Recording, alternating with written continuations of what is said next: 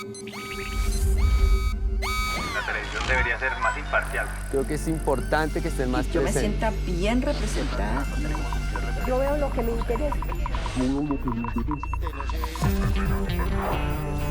Lo que hacen es cambiar los horarios y al televidente no lo avisan.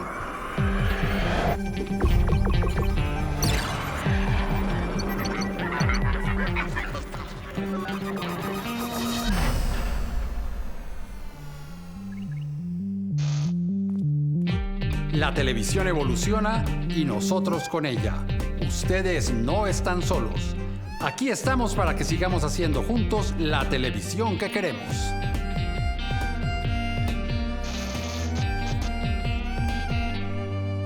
Una de las fortalezas de la televisión pública, y en particular de Señal Colombia, es su capacidad de contar las regiones desde las regiones. Soy Eduardo Arias, defensor del televidente de Señal Colombia, y hoy en Todo lo que vemos, ¿cuál es la importancia de que los realizadores regionales cuenten las historias de los lugares donde ellos viven?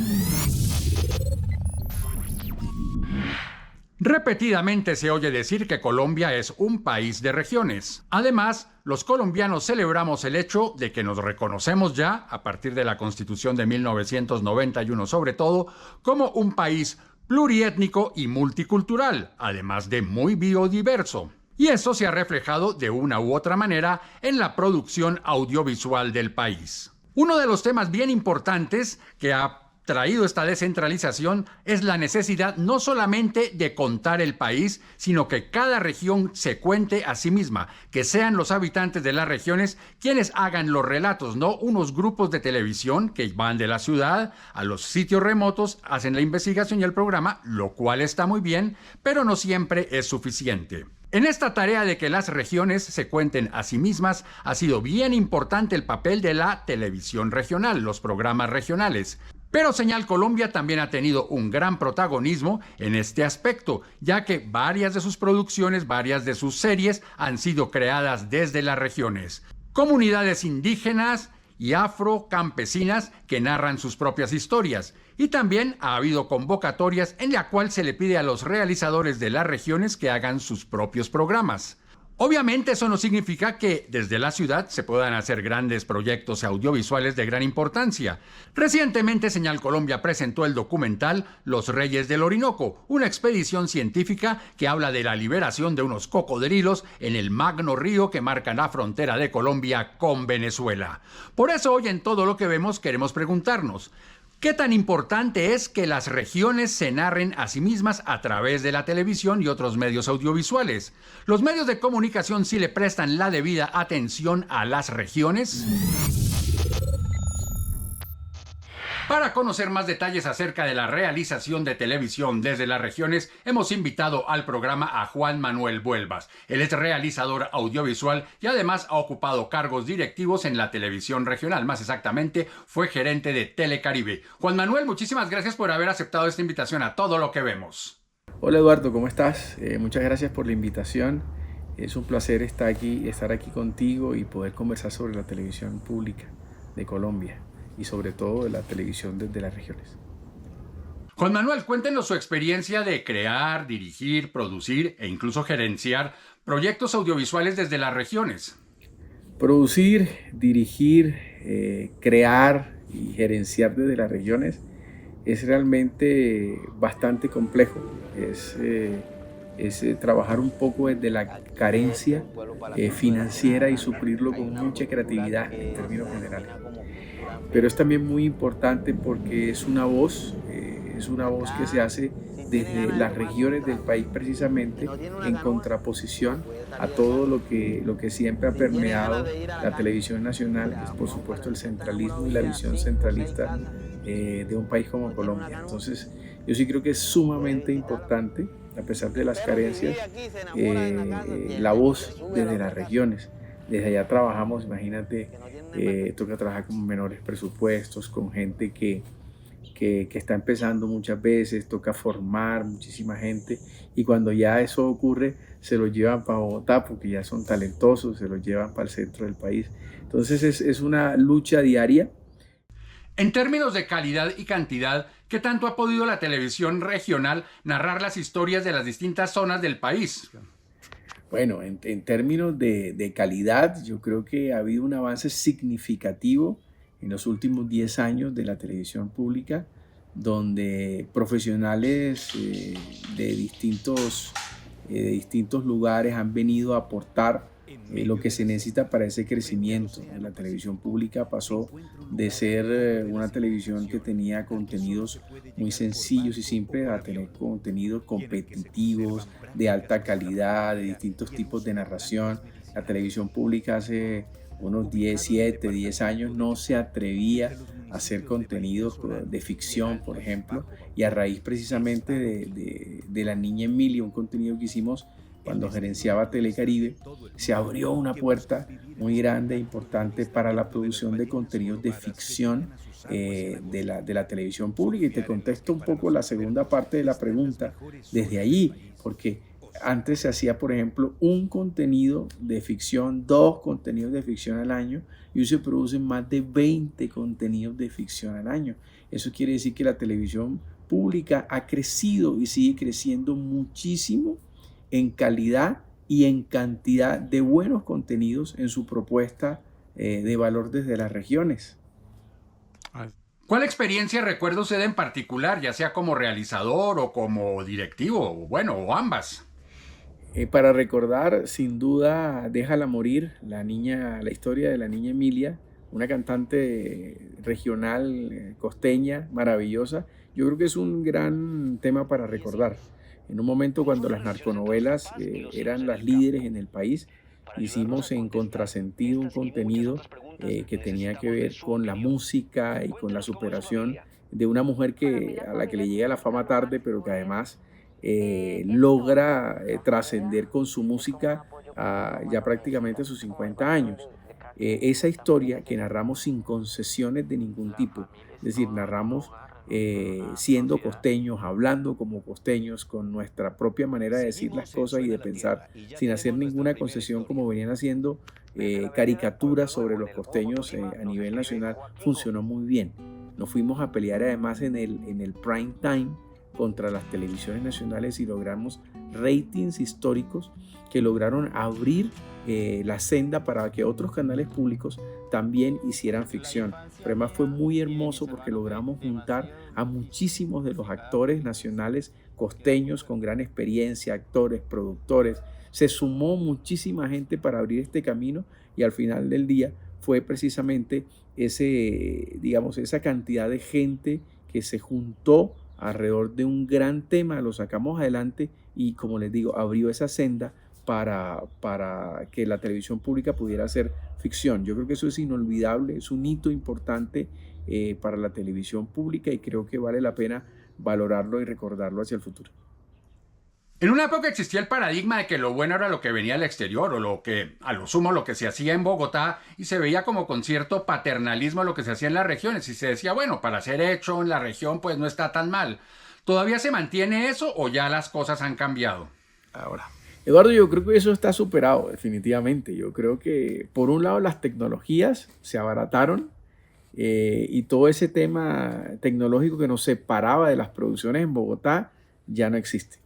El tema de talento yo creo que está superado. Los talentos regionales son los que hoy Bogotá se surte para poder seguir creciendo, con lo cual somos la cantera del talento nacional. Y las producciones evidentemente hoy competitivas en todos los géneros están fluyendo desde la televisión regional. Hoy competimos en los noticieros, competimos en los programas deportivos, en las transmisiones, competimos en los contenidos de ficción, competimos hasta en los realities, donde definitivamente de la televisión pública se están haciendo hibridaciones y nuevos formatos que la televisión, pues, que está pegada al rating y a la fórmula que funciona, entre comillas, vive replicando y repitiendo año tras año. ¿Cómo ve usted el panorama actual de la realización audiovisual en Colombia? Bueno, hacer futurología es muy complicado, Eduardo, pero vamos a intentarlo. Yo creo que la cosa va un poco hacia la coproducción y a la colaboración. si no logramos desaprender mucho de los modelos que se vienen ejecutando en la televisión nacional, se va a volver repetitiva y al final del día aburrida, que es precisamente lo que no podemos hacer. La televisión ha cambiado muchísimo, el consumo ha cambiado muchísimo, los jóvenes ven muy poco esta televisión que se les propone hoy y creo que ese es uno de los retos fundamentales, cómo atraer esas nuevas audiencias y para ello hay que arriesgar, para ello hay que desaprender, para ello hay que innovar, crear realmente formatos que traigan otra vez esas audiencias jóvenes que hoy se han alejado de la televisión para, digamos, atraerlas con contenidos, con formas novedosas que puedan realmente hacer otra vez una masa crítica que permitan que la televisión, digamos, la televisión no muera, sino que renazca con nuevas propuestas. Y yo creo que eso vendrá desde la televisión regional, no precisamente de la nacional. Juan Manuel, muchísimas gracias por haber aceptado esta invitación. Eduardo, muchísimas gracias por esta invitación. Hablar de la televisión pública y de lo que se hace en las regiones, de verdad que es un gran placer. Muchas gracias. Y ustedes quédense con más aquí en Todo lo que vemos. Hola, mi nombre es Leonardo Carranza, soy de la ciudad de Barranquilla y tengo 41 años. Sí, efectivamente he visto varios documentales de varias regiones del país, pues incluyendo la mía, donde nos muestran muchas cosas interesantes realmente, cómo viven esas culturas, cómo es un poco la cultura, sin necesidad de uno de viajar a esos lugares, aunque sería muy, muy bueno viajar y conocer uno directamente cómo es esta diversidad cultural de nuestro país, que es muy interesante y deberían haber muchos más documentales sobre nuestro país que pasen en los programas de televisión para que sea más conocido, enfocarnos un poco más en esta biodiversidad de nosotros que es muy tan grande. Sí, claro, me acuerdo de un programa que veía que era muy popular, que lo hacía el señor Ernesto Macauslan, periodista, y el programa se llamaba Mundo Costeño. Pues él iba a lugares de la costa, entrevistaba pues a personajes artísticos de la costa, Joe Arroyo, Diomedes Díaz, Shakira, entre otros. También iba a desglosar esos mitos y esas leyendas que se ubicaban en la Guajira arriba del Francisco el Hombre, ¿sí? de esos juglares, de nuestro vallenato autóctono. No solo personajes de artistas, también personajes de la cultura popular, la persona de la plaza de mercado, los indigentes, personas de la calle que llevaban como esa idiosincrasia, que marcaban como esa diferencia sin importar que fueran artistas, sino personas del común, normal. Pues de todas las regiones del país se podría tener, que me gustaría ver series, pero una en particular sería del Amazonas. Creo que no hemos escudriñado esa riqueza que tenemos, esa cultura lo suficiente, no tenemos suficientes información sobre el Amazonas, lugar que me gustaría conocer en algún momento y ver cómo es actualmente, pero también me gustaría tener un programa de televisión que profundizara de pronto no el ahora del Amazonas, sino el antes del Amazonas, esos mitos, esas leyendas, esa cultura llena de magia, de algo simbólico que nos representa en ese lado de esa cultura de nuestro país. Eso sería muy importante y además muy interesante, algo que sea como más histórico, un programa así que desenvuelva todos esos misterios de la Amazonía colombiana. Pues he aprendido mucho porque en nuestro país, en lo concerniente a la biodiversidad cultural, hay muchas formas, la gente tiene muchas maneras de hacer, no sé, el campo, por decirlo de una manera, eh, recordando aquel programa que era el profesor Yarumo, cada quien tenía su forma de pronto de criar sus gallinas, de tener su sus cultivos, mostraba formas diferentes, viéndonos más a la actualidad. Esto de la finca de hoy también uno podía mirar y aprender cómo de pronto en Antioquia criaban las gallinas, de la costa era diferente, tenían sus propios métodos. Entonces la biodiversidad también depende de todo esto, de que cada quien tiene su forma de hacerlo, el mismo objetivo pero de maneras diferentes. Pues en mi opinión no la muestra, primero porque nuestro país es muy grande, tiene muchas zonas, mucha biodiversidad, montañas, zonas de difícil acceso, entonces creo que no la muestra completa. Como lo mencioné antes, el Amazonas también no es tan accesible, y lugares de nuestro país que por nuestra geografía son difíciles de acceder.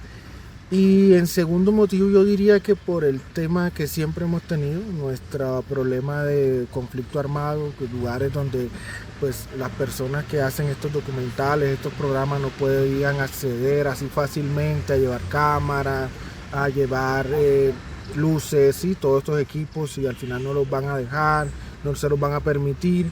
Y creo que es complicado ese tema porque para una persona que hace, un periodista que quiere hacer una investigación, lo primero que tiene que hacer para investigar o adentrarse en nuestra cultura es preguntarle de pronto al más anciano de una comunidad indígena.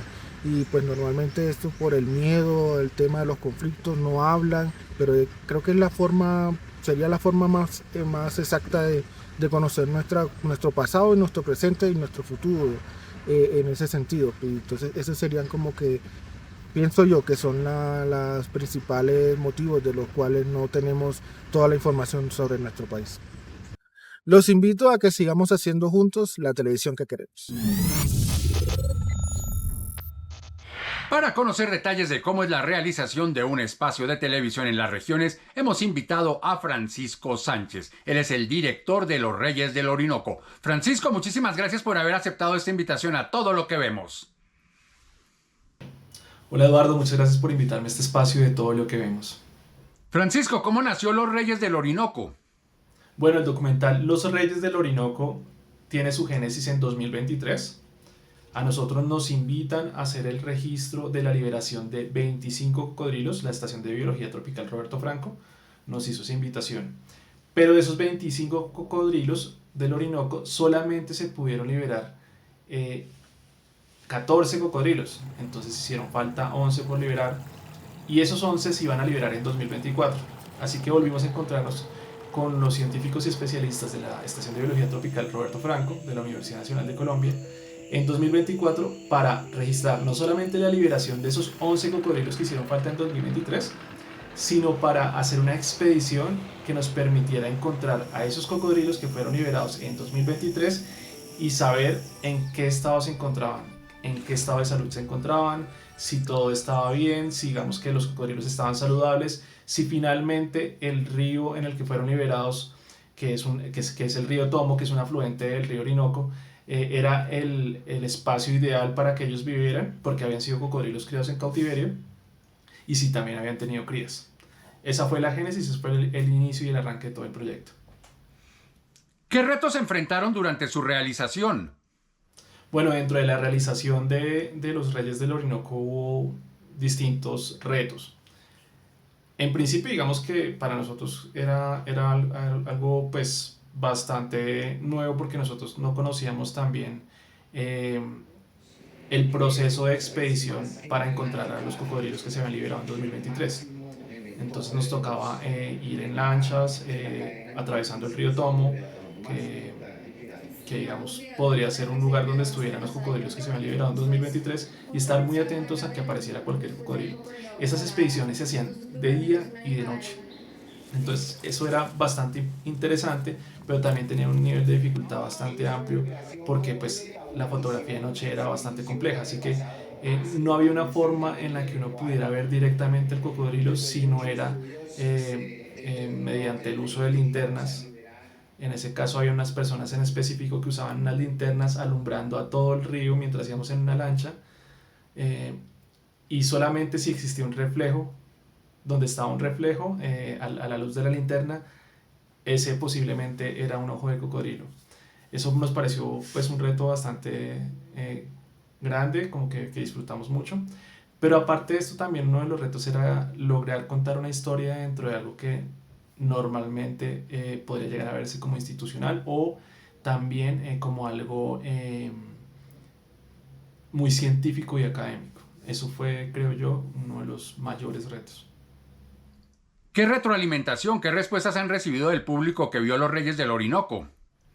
Bueno, pues nosotros fuimos afortunados porque Los Reyes del Orinoco se estrenó dentro del marco de la COP16, es decir, que nosotros estrenamos el documental en una sede que estaba apoyando la COP16 por parte de la Universidad Nacional en la ciudad de Palmira, y digamos que las retroalimentaciones que hemos recibido hasta el momento son muy positivas, ¿no?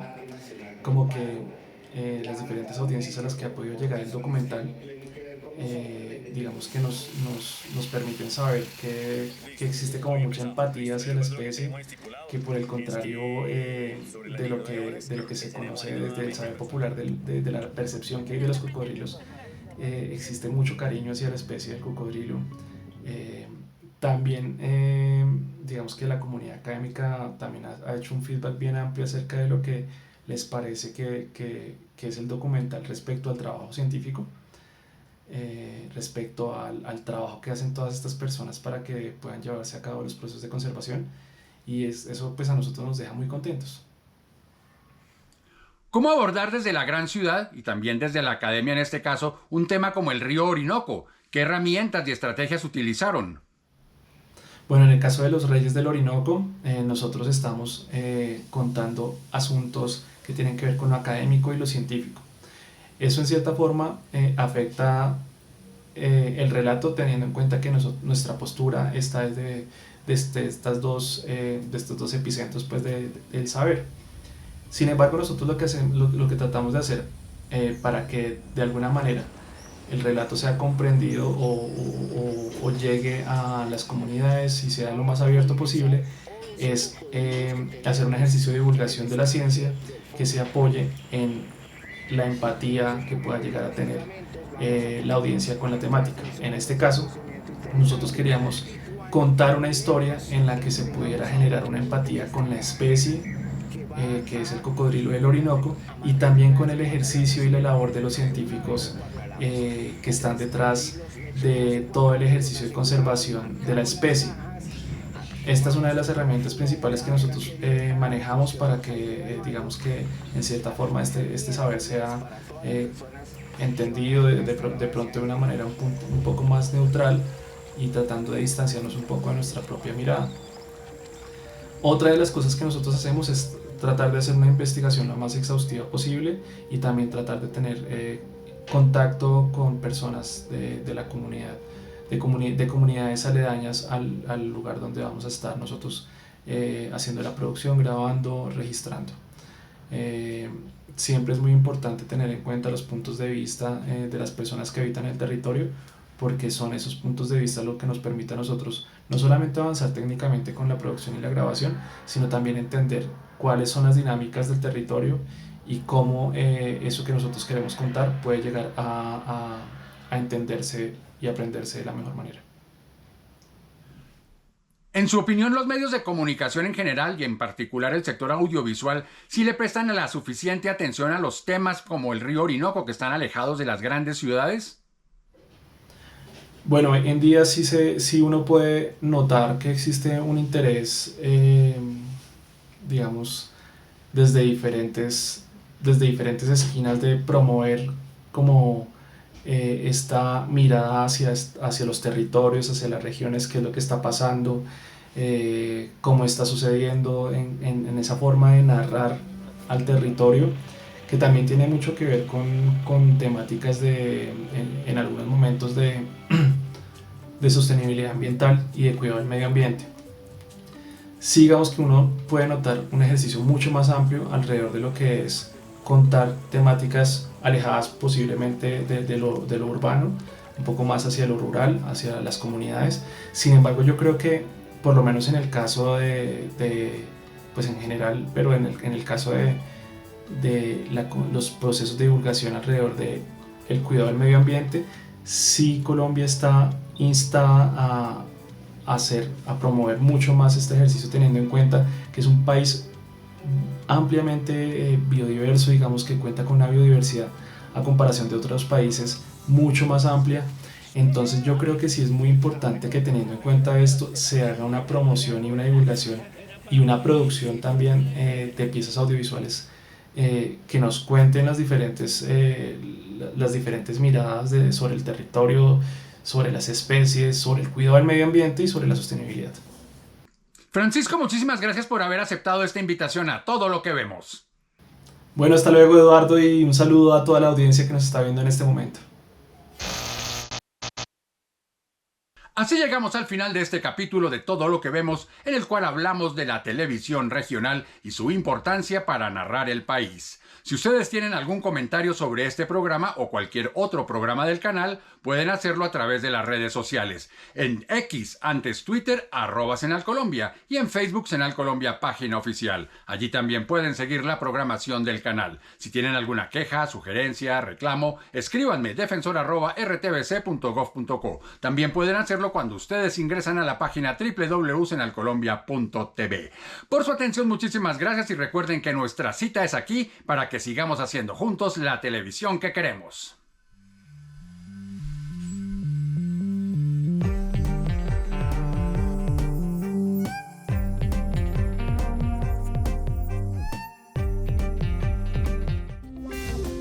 Este contenido fue financiado con recursos del Ministerio de Tecnologías de la Información y las Comunicaciones.